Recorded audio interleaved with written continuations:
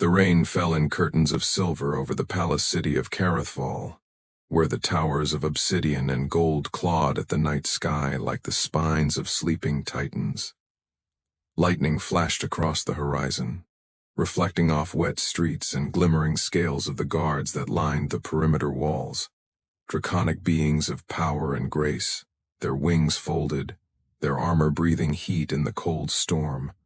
Far below the sky bridges and thundering gates, in the belly of the palace's mechanical quarter, a lone human worked.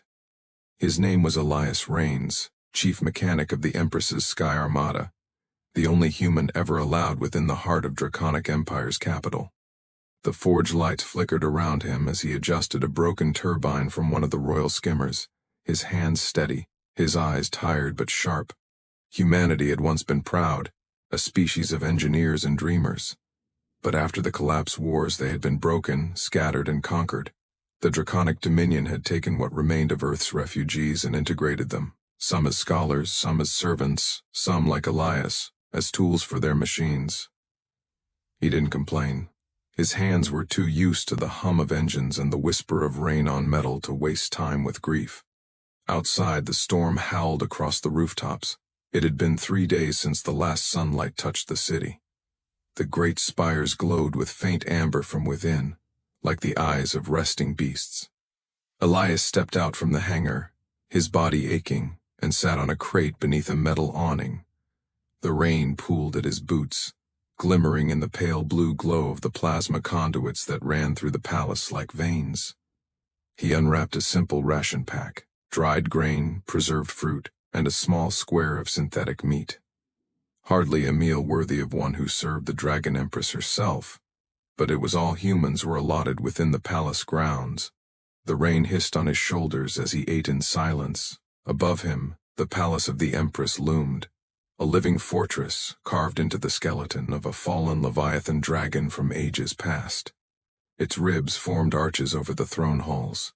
Its skull, crowned with molten gold, was said to contain the Empress's private chambers.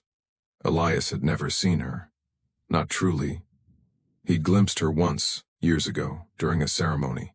A vision of light and shadow, cloaked in silver scales that shimmered like moonlight and eyes like blue fire. She was the most feared being in the galaxy, the one who had united the fractal empires of the stars, who commanded fleets with a thought.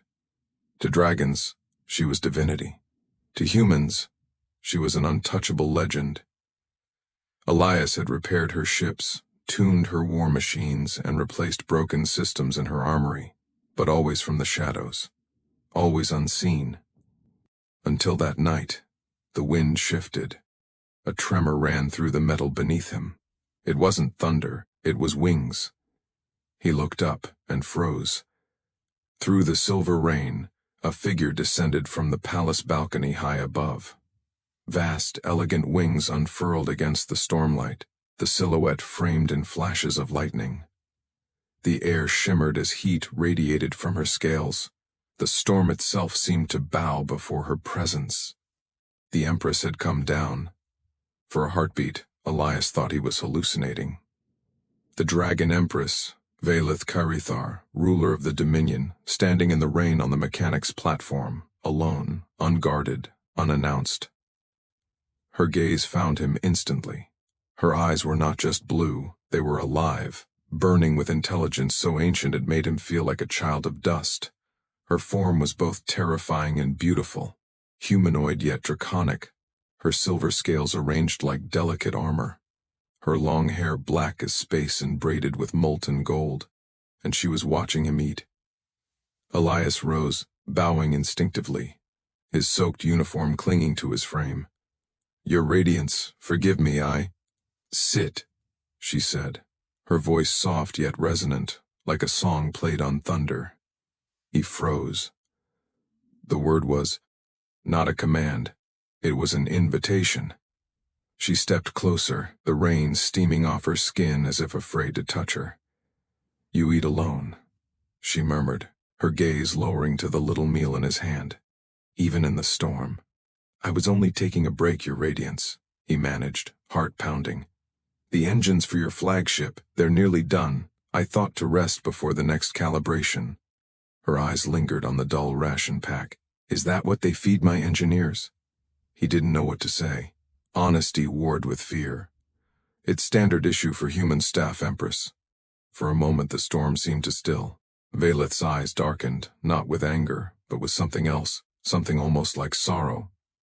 She extended a clawed hand, and the air shimmered.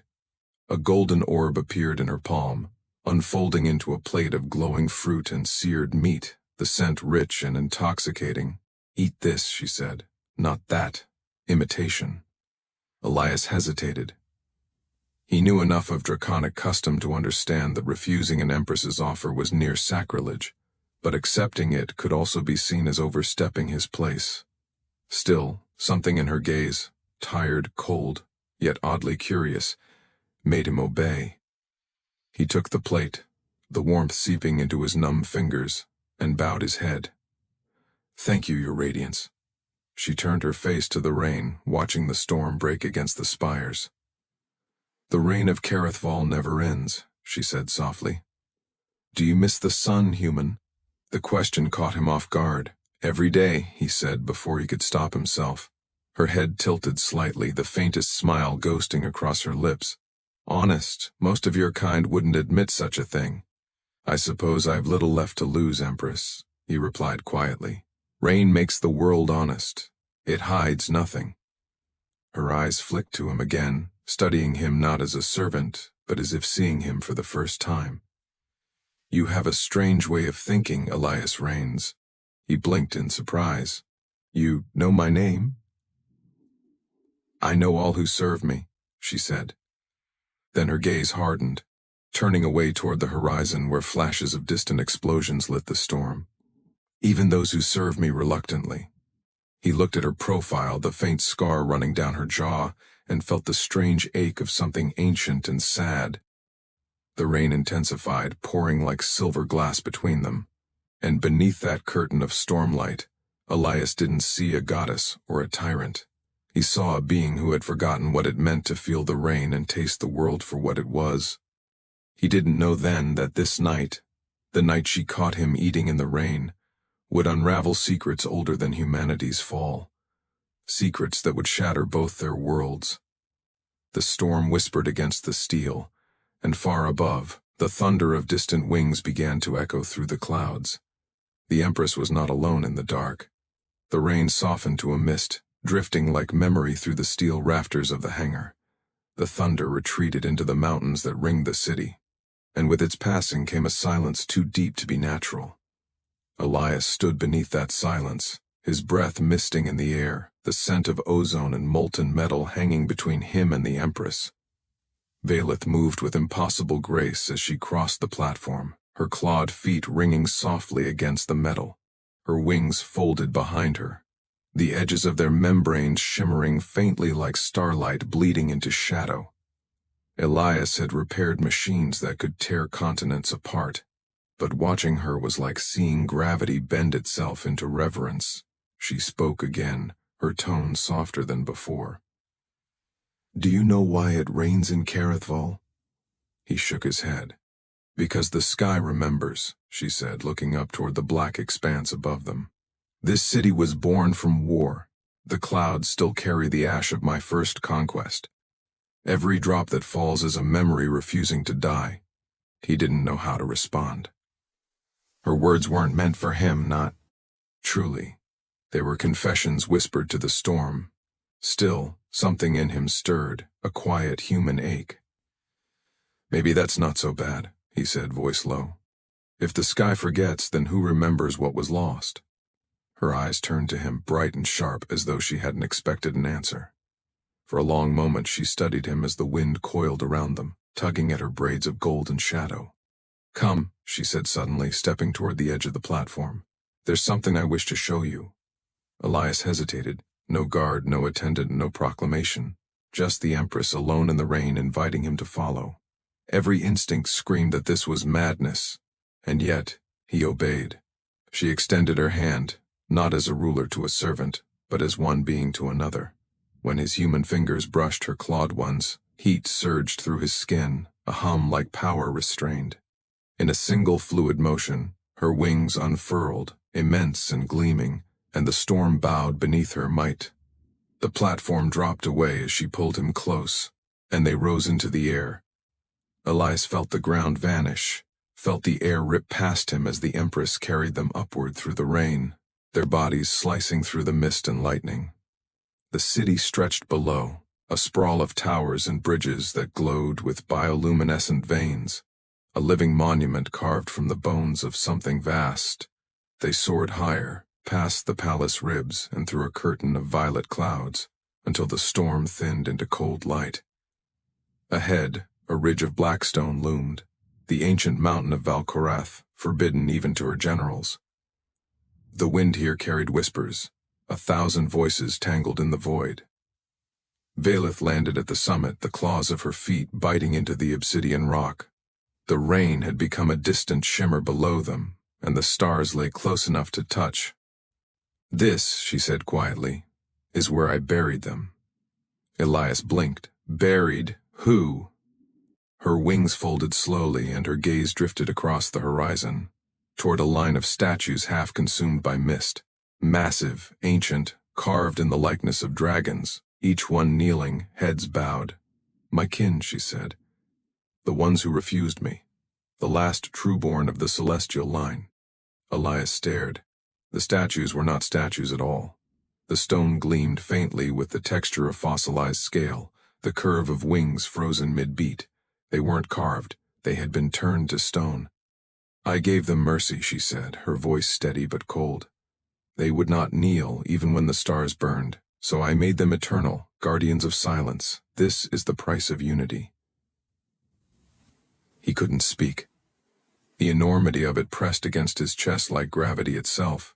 "You turned them to stone?" he managed at last. She turned her gaze upon him, and in that moment he saw not cruelty but exhaustion, an ageless weight that no empire could ease. "I turned them to peace," she said. "For eons they fought, I ended their suffering." The wind rose howling between the petrified wings. Elias shivered beneath her shadow. The Empress, destroyer and savior, was confessing murder dressed as mercy. But then she looked at him again, and her next words broke the air like glass. "I see their faces in my dreams," she whispered, "every night. Even now, when I close my eyes, I hear them calling me traitor." Elias felt the distance between them fade, not in rank or power, but in pain. He took a cautious step closer. "Then maybe you didn't end their suffering," he said softly. "Maybe you just carried it." She turned her head sharply as if struck. For a heartbeat, fire flickered beneath her scales, but then it dimmed, replaced by something far more fragile. "You are bold for a mechanic," she murmured. He almost smiled. "You didn't bring me here for obedience." "No," she admitted. "I brought you here because I no longer trust the ones who claim to love me." The confession hung between them like a sword suspended by air. "I am surrounded by silence," she continued. "Every voice I hear tells me what I wish to believe. None tell me what I must hear. You speak as though you've forgotten what I am." "I haven't," he said quietly. "I just think sometimes you forget what you are too." The air went utterly still.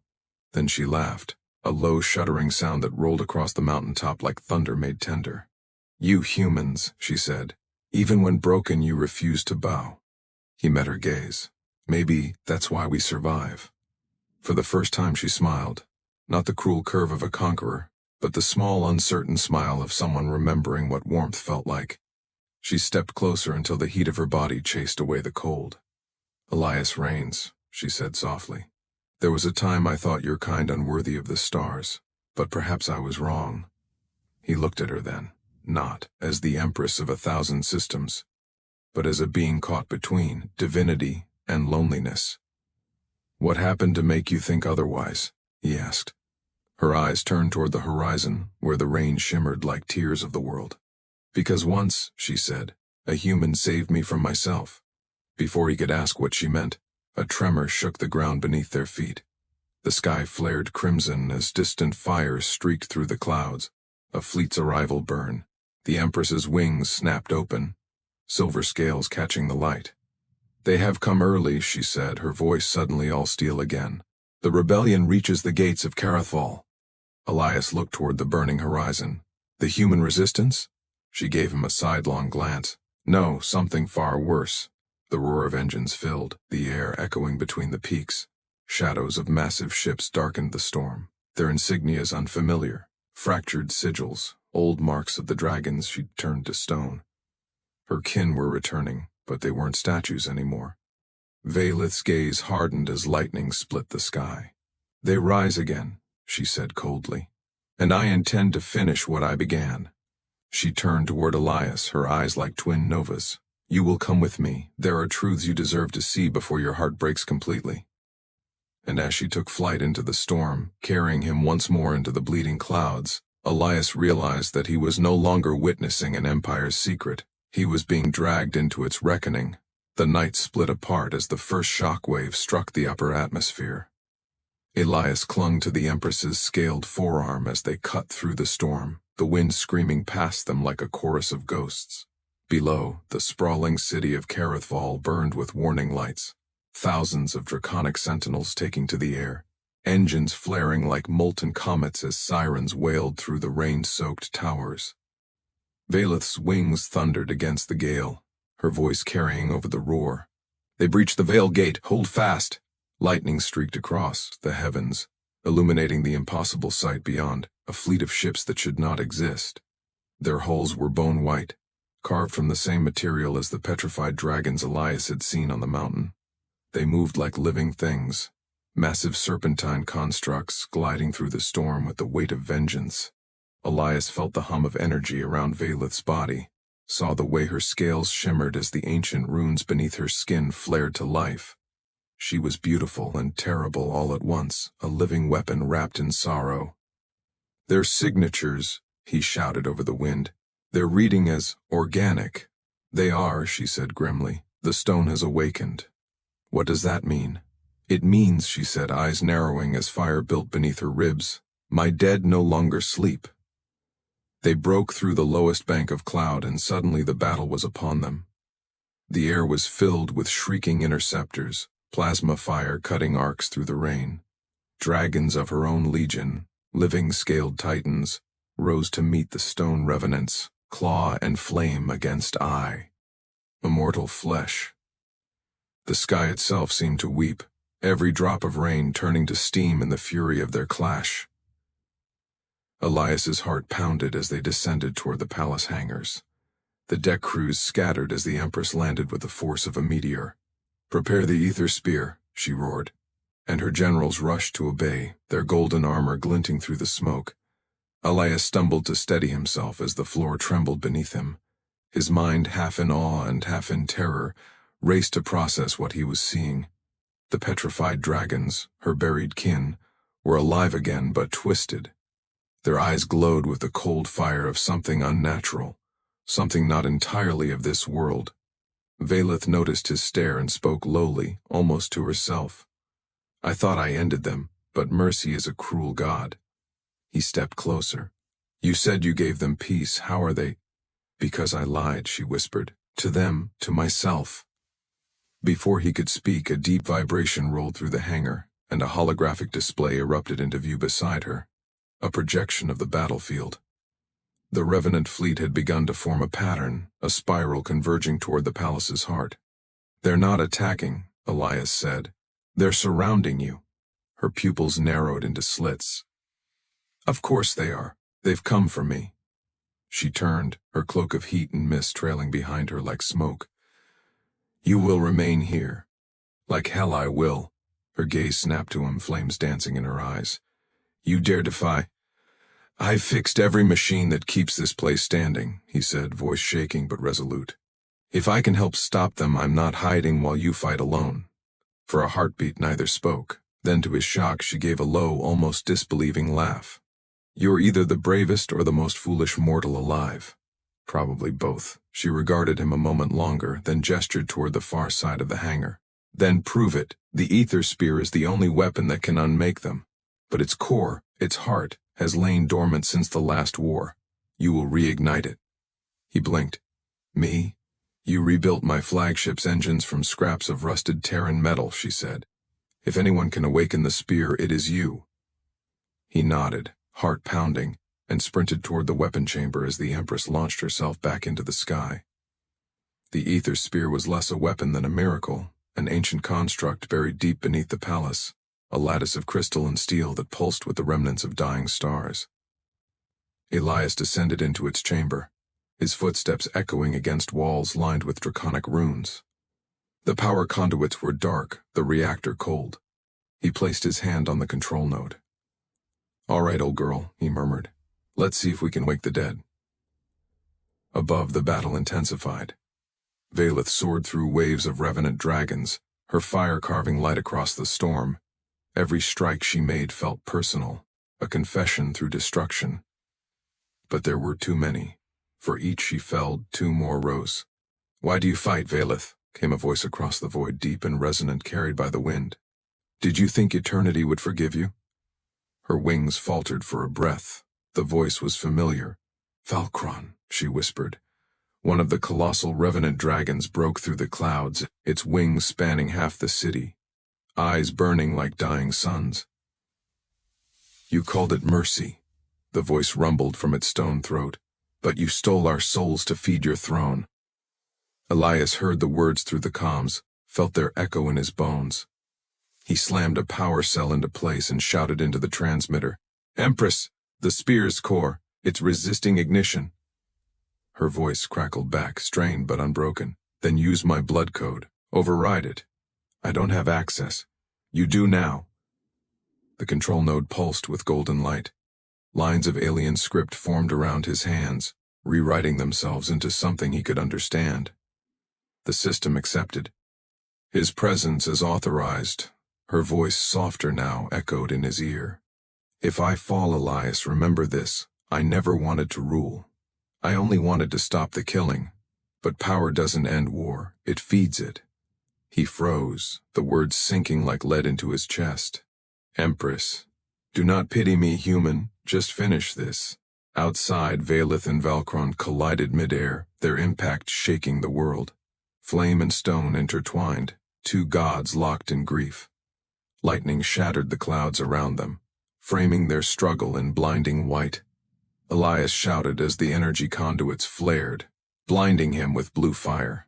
The spear's heart screamed, to life, flooding the chamber with light. He felt it in his bones, a vibration like the heartbeat of the universe itself. "Core at 90%, he yelled. "You can fire now." "Too close," she gasped. "If I release it here, the city, then bring him higher." She understood instantly. With a defiant roar, Valeth hurled herself upward, dragging the colossal revenant through the storm.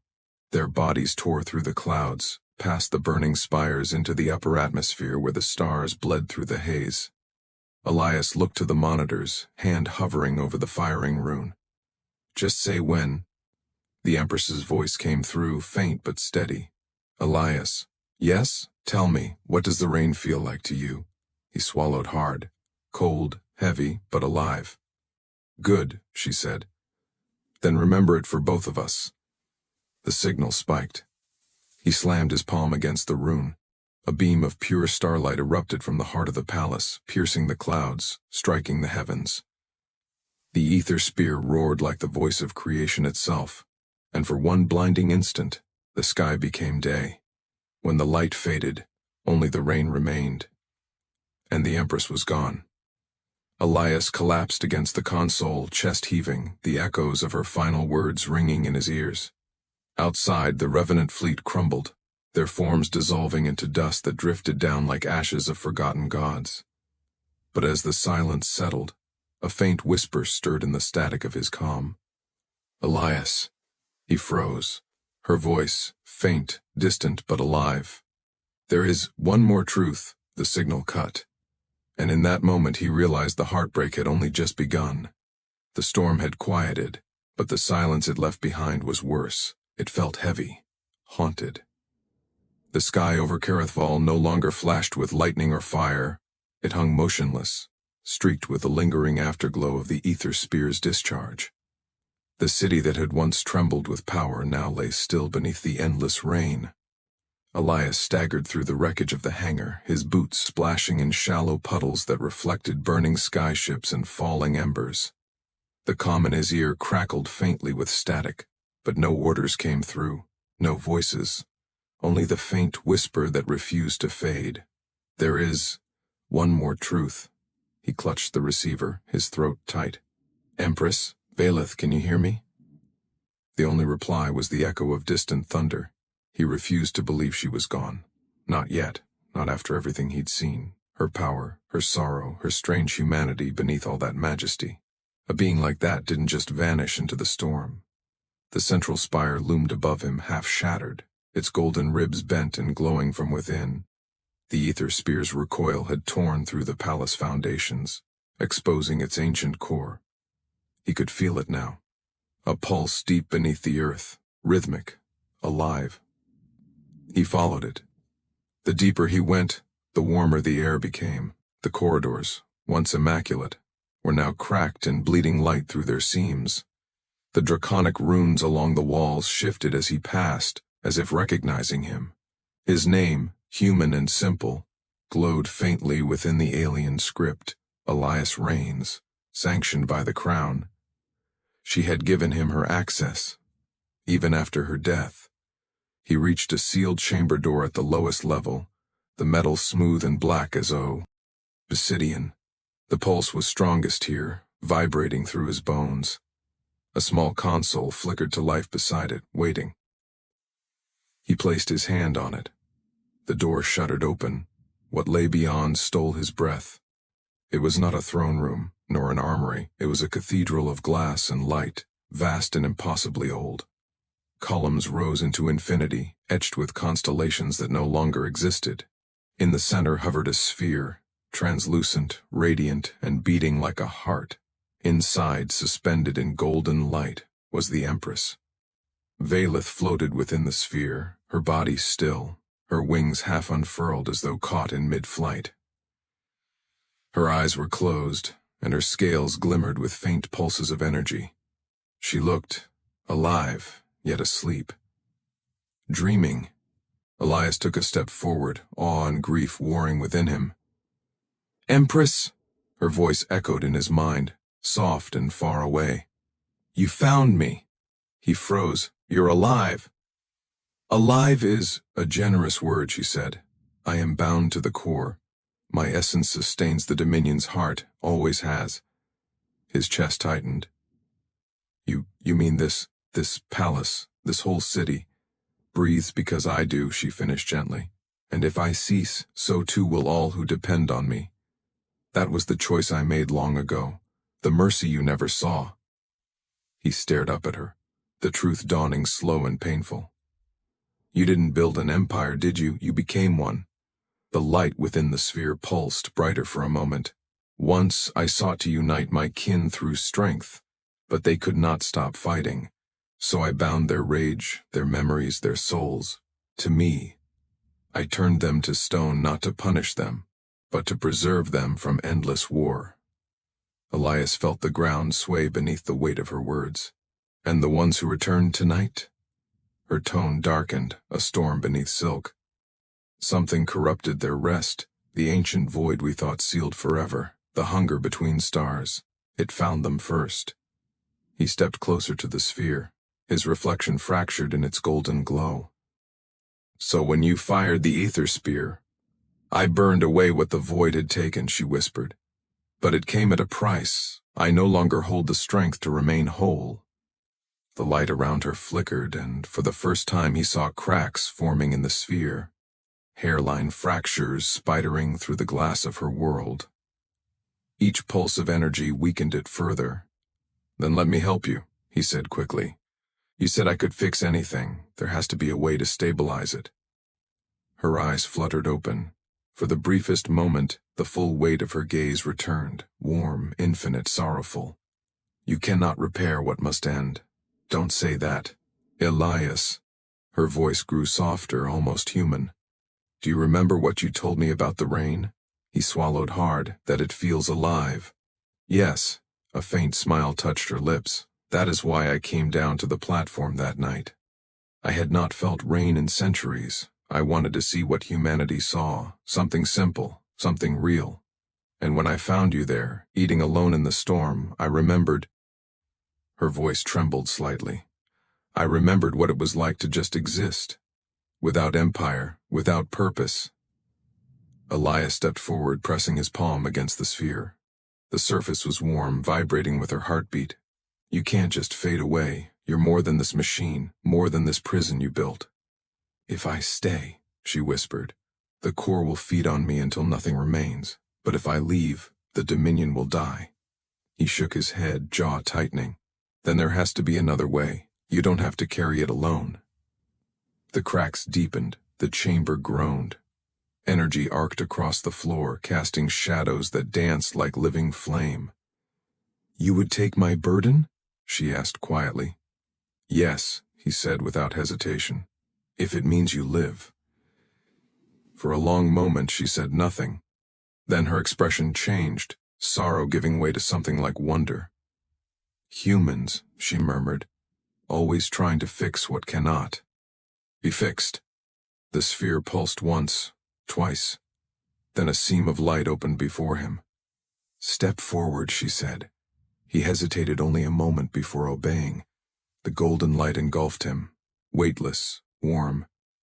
He felt her thoughts brush against his own, vast, ancient, filled with echoes of stars and screams and songs he could barely comprehend, and beneath it all, her loneliness. Elias, her voice whispered in his mind, closer now.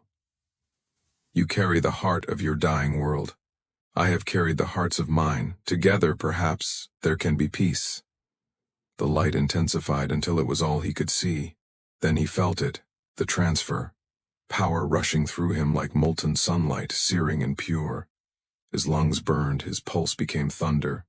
The core's energy poured into him, and for a moment he thought he would die. But her voice anchored him. Breathe, human. The rain, remember the rain. He gasped, and when his eyes opened, he was lying on the chamber floor. The sphere was gone. Valeth knelt beside him, not glowing now, not godlike. Smaller somehow, mortal. Her wings shimmered faintly, translucent, fragile as glass. You gave it to me, he whispered. She nodded slowly. Half, enough for both of us to live, if we leave this place. He sat up, still dazed. Leave? What about the Dominion, the people who need you? Her eyes softened. They will need something more than gods. A deep tremor shook the ground, the chamber beginning to collapse as the energy drained from its heart. She rose, offering him her hand. Come, Elias Reigns, let the rain have its queen back. He took it, and together they ran through the crumbling corridors, the golden light dying behind them. As they emerged onto the shattered balcony overlooking the city, the storm returned, soft this time, a gentle drizzle.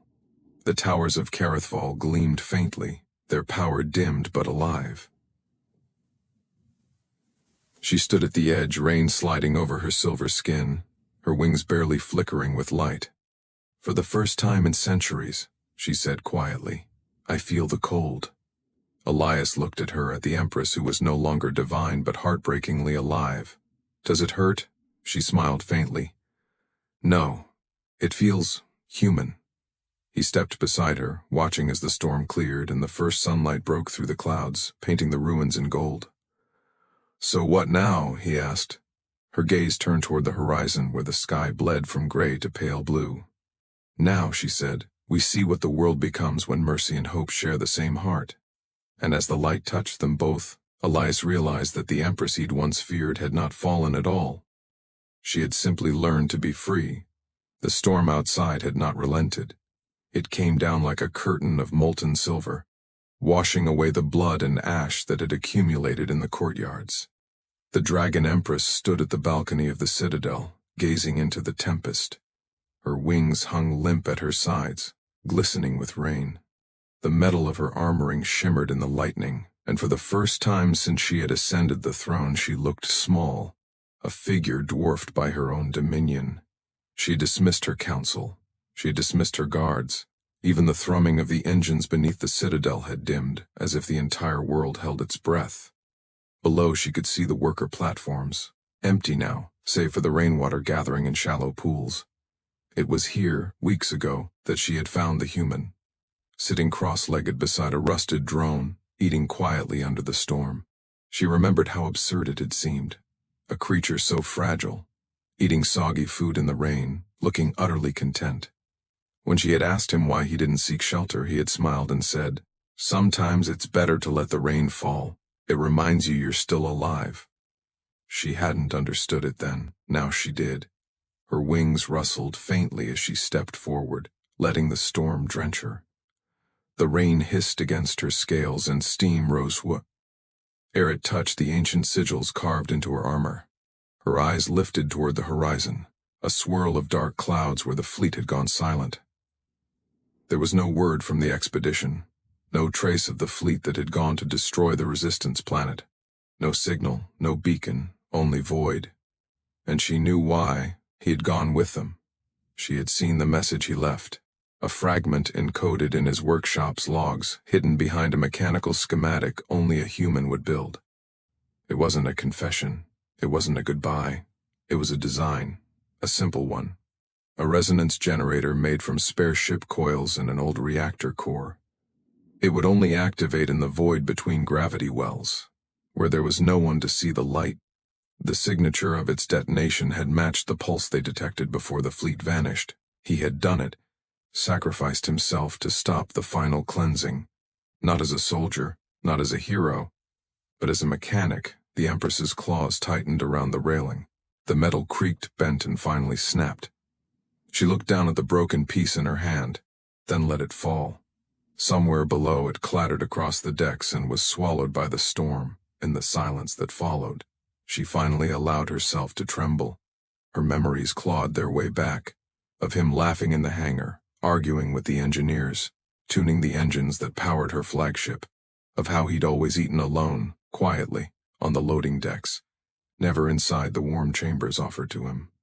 When she once demanded to know why, he'd looked at her, his eyes weary but kind, and said, "Because out there, I don't have to pretend I belong." And she had realized too late that he never truly did. The dragons had tolerated him, yes. They had admired his skill, perhaps even his stubbornness, but they never saw him as one of their own. Not the way she had come to, not after seeing the quiet grace with which he endured their scorn, the way he repaired their machines with hands that never trembled even when his heart must have. When she closed her eyes, she could still hear him saying, "Machines are honest, Your Grace. They break. And when they do, you fix them. If only people were built that way." A sound escaped her, not quite a sob, not quite a growl, something in between sharp and raw. Lightning cracked the sky. Below, the city stirred as the storm began to ease. The neon veins of the capital reignited one by one, casting long blue reflections on the flooded streets. The Empress stood alone at the edge of her empire, wings unfurled, eyes wet with rain and grief. "Human," she whispered, "you repaired the stars, and I broke your heart." The night answered with thunder. When dawn came, the storm had finally passed. The clouds split open, revealing the first light of the twin suns cresting over the horizon. In their glow, the metal citadel gleamed gold, its towers reflecting the brilliance of a new day. The Empress walked through the hangar, her footsteps echoing through the empty bays. The place still smelled of oil and rain, of him. She traced her claws along the workbench he had used. Every tool was still in its place, neatly aligned, waiting for hands that would never return. In the corner of the table lay a small metallic bird, one of his unfinished projects. Its wings were incomplete, but its eyes were set with fragments of star glass, glimmering faintly in the light. She lifted it gently, cradling it in her palm, and then she whispered to no one in particular, "You were right, little one. The rain does remind you you're still alive." Her voice broke on the last word. Far beyond the citadel, in the void where no dragon dared to fly, the remnants of the destroyed fleet drifted silently. Among them, fragments of a small human shuttle, still faintly glowing with energy residue. Within that field of wreckage, a transmission beacon blinked weakly, repeating a single message in the human's voice. "If you find this, tell I'm sorry for leaving the engine running." The beacon pulsed a few more times, and then went dark. Back on the citadel, the Empress placed the metallic bird on the balcony and extended her wings. With a deep, thunderous roar that echoed across the capital, she launched into the sky. Her flight cut through the rising light, a brilliant silhouette against the dawn. Some said she flew toward the horizon where the fleet had vanished. Others said she vanished into the upper clouds, never to be seen again. But those who worked the hangars whispered that on rainy nights, when the storms rolled across the mountains, they sometimes heard the faint hum of a human voice and the soft clatter of tools against steel, echoing through the citadel walls, and above it all, in the sound of the falling rain, they swore they could still hear her whisper his name.